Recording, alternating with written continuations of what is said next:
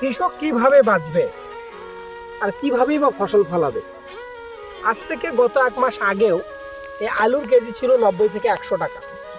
আমি নিজেও 80 টাকা কেজি আলু ক্রয় করে এই জমিতে আলু লাগিয়েছি। আমার মতো অনেক কৃষকই অনেক চড়া মূল্যে আলু লাগিয়েছে। তো বর্তমানে আলুর দাম বাজারে 10 থেকে 15 টাকা, অর্থাৎ 500 থেকে 600 টাকা মন।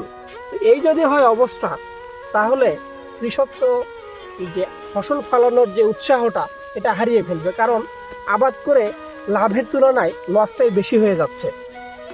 আমরাও চাই যে কাঁচা বাজারের দাম মানুষের নাগালের মধ্যেই থাকুক, কিন্তু সেই একই সাথে সার, তেল, পানি এগুলোর দামও কমাইতে হবে। তবেই কৃষক স্বল্প টাকায় ফসল ফলিয়ে বাজারে বিক্রি করতে পারবে। তো এই বিষয়টা আমি ঊর্ধ্বতন কর্তৃপক্ষের কাছে যাতে নজরে আসে শেয়ার করে দেবেন। ধন্যবাদ সবাই।